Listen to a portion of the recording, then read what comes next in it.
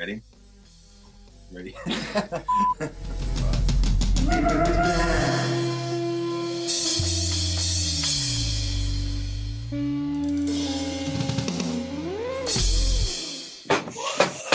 We're live. Been with us. Thick fuck. Hey everybody, how's it going? Welcome to your neighborhood's best. My name's Vince. James. John.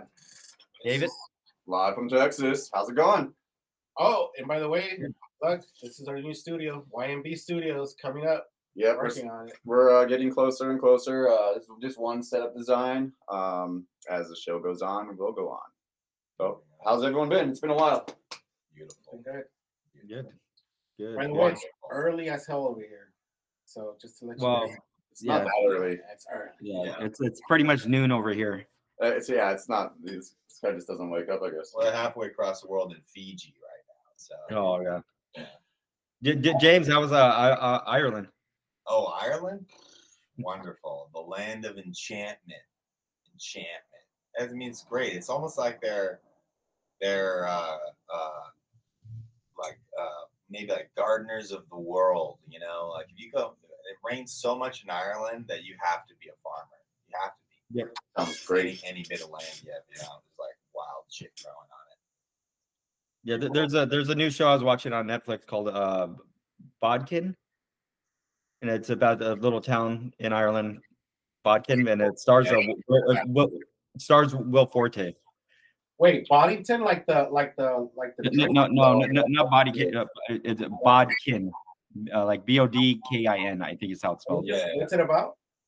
Ireland. It's like it's about a podcast. So yeah, it's about a murder mystery podcast, and who's the star of it is Will Forte. Wait, so he's in a podcast? Yeah, you should definitely watch it. It's pretty good. Does the show have its own podcast? It's not about a serious podcast. It's all fictional characters. Yeah, I know, but I mean, it'd be fun to do like a fictional Are podcast we in the that show.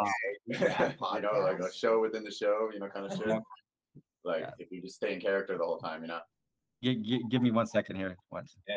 Will Forte, isn't that the one that got all like crippled because of the stupid stunt on SNL? What? Oh my god. No. You talking about Gruber? Oh, okay. I'm Yeah. Hi there. Are you Bridget Pierce? Oh, if you can. You're the podcasters? Yes, we are. Okay.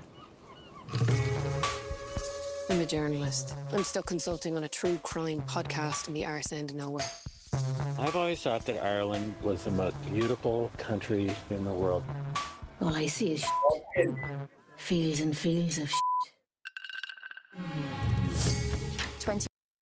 I won't go through the whole thing. All right.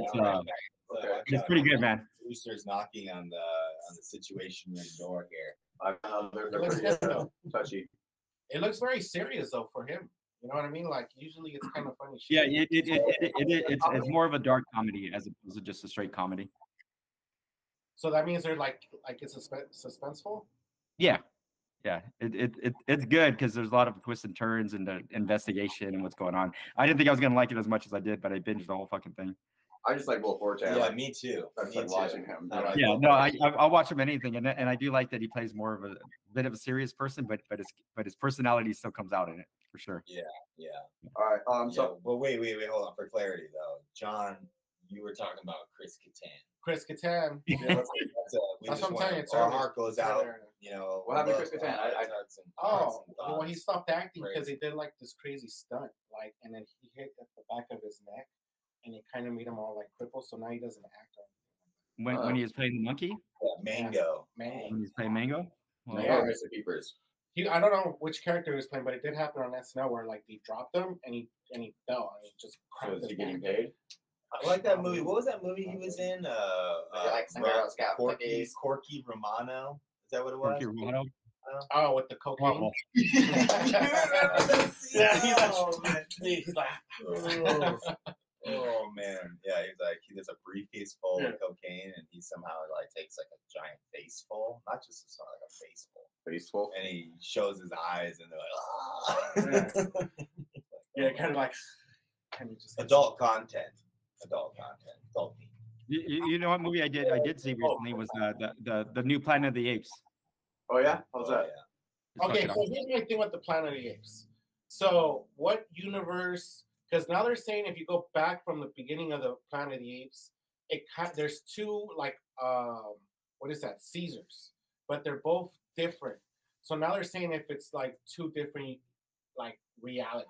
What? Oh, they're trying to lie. Well, depending what are you talking about, the original franchise or this new one with The James whole Franco franchise. from the beginning? Planet, like yeah, like you know, Planet of the Apes and. Well, it doesn't go into the original. Well, that's what I'm saying. A lot of because of the whole Mark Wahlberg, you know how it goes also like there's a Mark Wahlberg. That's a whole different one. Yeah, that one. Well, that one's on its own. Yeah, that's a But standalone. see, that's the That's thing. a standalone. But that's what I'm saying. They're all like in different things because even the ones now, supposedly certain ones go back to the original ones, but then the new ones don't. No. Which is all new. David, clarify it. Yeah, clarify the Give us a timeline. multiple It's- times. Oh, we can't even. There's three different ones. The one with the Wahlberg, I won't call it franchise because it was just the one movie. That's a standalone. It has nothing to do with the old one. It has the new one. The one with Mark Wahlberg, they did throw in Charleston Heston, and they made him one of the apes. Hold on. We're putting a time. Mark. No, make a line, make a straight line. Wahlberg. Okay, go ahead. Okay. Yeah. We're So more serious. one of Mark Wahlberg, the only thing it has to do with the original one is that Charleston Heston's in it, and he plays one of the apes. And Really? Yeah, so he plays one of the apes. That's in the Mark Wahlberg one. That's the one from like early 2000 or something. So Because there's an ape, and he completely- says something. He goes, God damn these humans, or he says something like it because he's on his deathbed or something. So it's funny. It's a callback towards the original, but that one's more like Tim Burton, cartoonish in a way. The newer ones, the first one of James Franco. Yeah. In the beginning of that episode, you see everybody there. It's in the background of the news, and you see a spaceship going off in outer space. And then towards the end of that movie, you see them talking about lost in space. They can't find them. They can't find the astronauts. Yeah. At this fourth one that just came out, there's a part where they're like looking through a telescope. It doesn't really show what they're looking at, but they're all kind of like in awe of something. And I think that's where it's coming full circle. What's it called? The one that just came out? Right? Kingdom of the Planet of the Apes. Okay. Yeah, the only thing with this one is there is no Caesar in it because it's supposed to be like 40, 50 years after Caesar died. Yeah. So he's like just referencing it. Yeah, Louis said he had it. He actually invited me over. Yeah. He's like, I liked it, but it is a little bit more. It goes along with the original, and they talk about everything. Well, not the original, but the James Franco one, all the new ones. you have to be But it is disconnected just as far as the time frame from the previous one. But why is like the hype up? What's so hype? because Why it's do cool. people like monkeys? I can It's say cool. It's like it's do you know how the monkeys become smart and how they end up talking to begin with? Yeah, Alzheimer's. Well, it's not Alzheimer's. It was an Alzheimer's treatment, and they made a virus. Yeah, sorry. Yeah. They were trying to They created a virus that would correct humans with Alzheimer's, but it ended up like humans ended up creating antibodies and it stopped working, and it actually ended up making them stupid and where people couldn't talk, but it made monkeys intelligent. Yeah. And then what happens is they create a new strain of it where it actually goes where it's airborne. So once it goes airborne, that's when everybody starts kind of trickling down and going back. That's about it. I can see James isn't interested in this talk. You know what? Yes, I just think Lois. that freaking. You lost them See at this? that. You know what? To answer John's question though. Well, here, let me say something first. I think what the good thing about these movies is it's a way to reference social issues without directly referencing the social issue. Also, like X-Men was like that. X-Men was showing you like how Jean Grey. Like predictive programming. no, it was showing you like racial stuff. It was like all these people are showing hate towards this one group. Yeah. And it was showing like just different issues and how people react to it. Even if you say like us, so that's actually a really good point. John, have you seen the one with James Franco, the original one?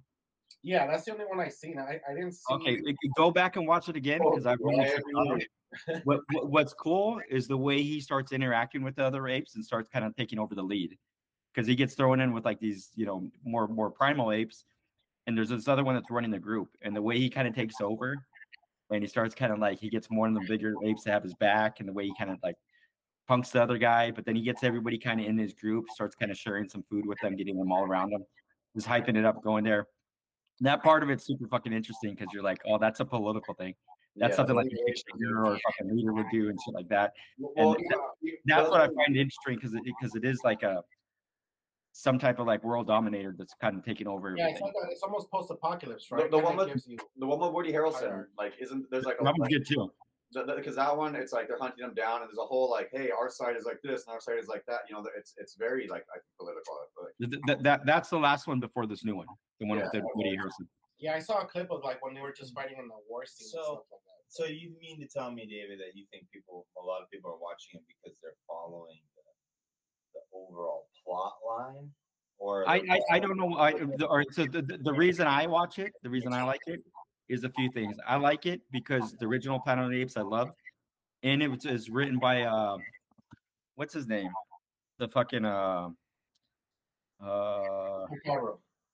Ape Master. While you're looking that up, I think one reason, John, people are watching it because the CGI and there's real actors playing each one. So they're using. There's feeling behind the machine. Yeah. Because there's like the interviews they do, they always like tell the actor, "How did you?" Do you know Rod Serling is? What? I'm sorry. What was that? You guys know who Rod Serling is? Oh, okay. Yeah. Serling. So Rod Serling, you know the Twilight Zone. Yeah. He wrote Planet of the Apes. Oh wow. And if you think about Planet of the Apes, what it is, it's kind of like a big fucking Twilight Zone episode. Yeah. You know what I mean? So so that's one reason I like it. The other thing too is because I watched all the original, and there's 4 of the originals. It does the same thing I think that you were talking about earlier, John, where there's 2 different Caesars. Yeah. So it goes around because there's the original Caesar where everything came from, and what happens is in the original kind of starts in the future. The monkeys get back in the fucking spaceship. They fly out in outer space. They come back, and instead of going in the future, they go in the past. Oh, they go backwards. They're like, instead of the astronauts coming back, everybody's like, "What are these 2 fucking apes?" They find out the apes could talk. There's a whole thing about them hunting them down. They shoot them, and then they have one baby, and the gets away, and the baby is Caesar. And they put him in the circus. So it's a full circle. It's just a big like mind. That's what I'm saying. That's why a lot of people are like trying to differentiate, like, what's going on here? Why didn't they just fall? But is it like because you're messing with time, right? You're messing with time. It's keeping the future the same, but it's also changing it in a weird way too. Yeah, because once you go back, like the Flash, right? Like the Flashpoint, he goes back, he just changes the can, from his dad to like, spoiler alert. You haven't seen the now. That little thing changes George Clooney. Suddenly you got George Clooney right there. Yeah, suddenly George Clooney pops in. So it's just kind of like, what about Baby Caesar, right? Like a Baby Caesar now. Yep. Well, it goes the time paradox where it's like, can you change the future by going in the past, or can you not because you've already done it?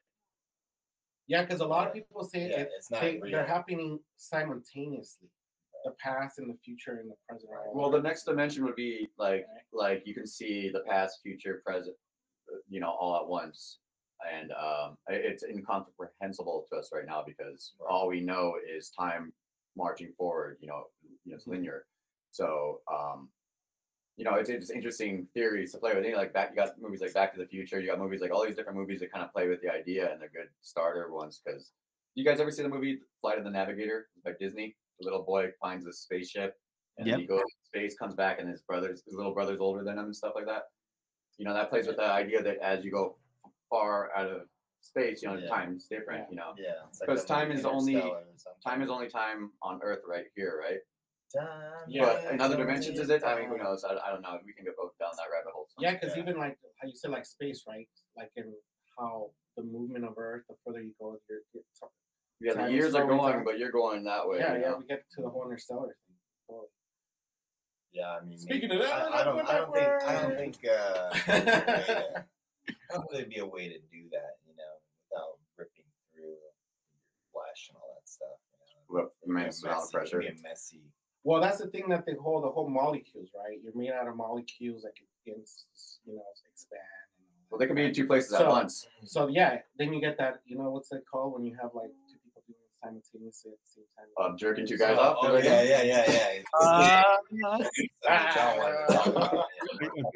yeah. And then an explosion happens, and you're like, "What the hell was that?" Right? You're like, particles everywhere. Cosmic explosion. But that's the thing. It's ectoplasm. It's ectoplasm. Yeah. The magnetic substance sticks to you. And this leads us into the Terrence Howard interview. All right. Oh, wow.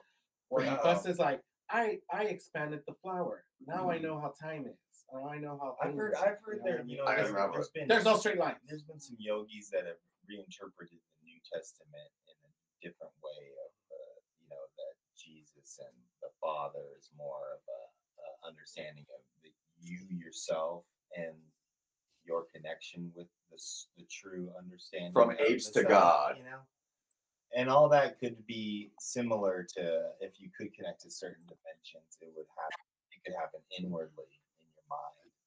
Like Vince meets people once in a while. Talk a little bit louder, bro. Oh, really? Okay.